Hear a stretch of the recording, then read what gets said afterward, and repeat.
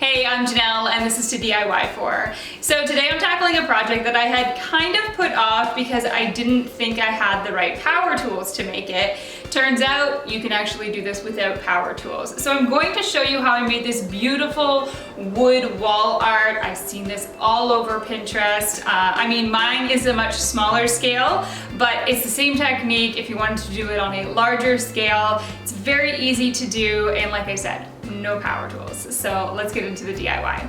So I used a scrap piece of 1/4-inch plywood, and then I've got these that I picked up from the dollar store in the garden section. They're just wooden stakes, and they are about 1/2-inch square dowels.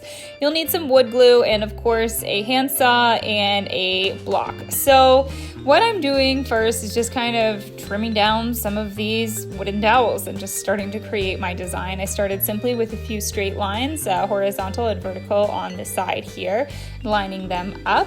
And then I started with a diagonal design. So that's why you need the miter box in order to be able to cut those 45-degree angles to create a more interesting design. And don't worry if anything is hanging off the board that you're working on. We'll trim that off when it's all done. I would say that these pieces that I'm working on right here are the most difficult, only because those measurements do need to be exact. So I had to go back and trim it down a little bit more, a little bit more, a little bit more. So it is a little bit frustrating, but the other pieces that kind of hang off the edge of the board, they're a lot easier to do because we can just chop that all off when we're done and they don't need to be as precise. So make sure that you're sanding everything down. You want clean, flush edges, and then we can begin gluing everything in place. So that's how I've kind of put those down on the two outer pieces. We've got that perfect kind of 90-degree angle now, which is great for these angled pieces that we're putting in. So that's how you can perfectly kind of space out all of these dowels. Just use a scrap piece in between each block that you're gluing in place. So I would suggest making sure that everything else is glued in place before you kind of do some of these middle sections like this one that I'm doing here. I would actually suggest gluing the outside sections down first before you even cut those pieces.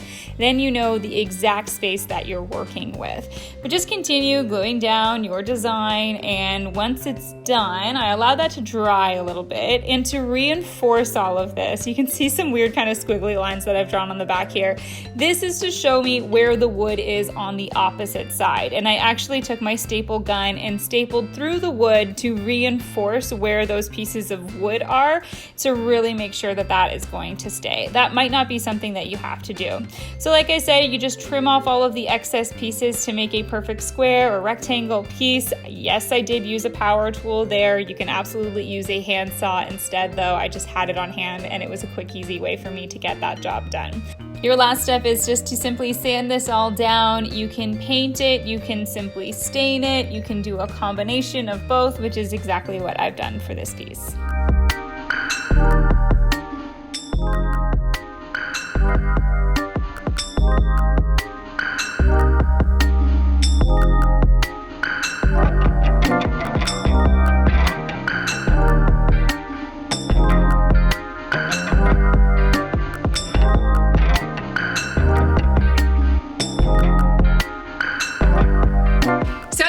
Turned out, and I am pumped that I was able to do it without any power tools.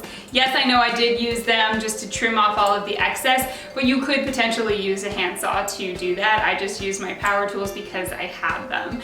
But the thing I would say is, if you're going to make a larger scale version of this, mine was quite small, so it was okay to do with the handsaw. A miter saw would have saved me so much trouble. Oh my gosh. It is on my list of tools still to buy. So a miter saw would be a great help for this project, especially if you're making it bigger. And if you are making it bigger, I would suggest making your dowel size larger as well. Probably a 1x1 would make a whole lot more sense if you're doing like a big mural.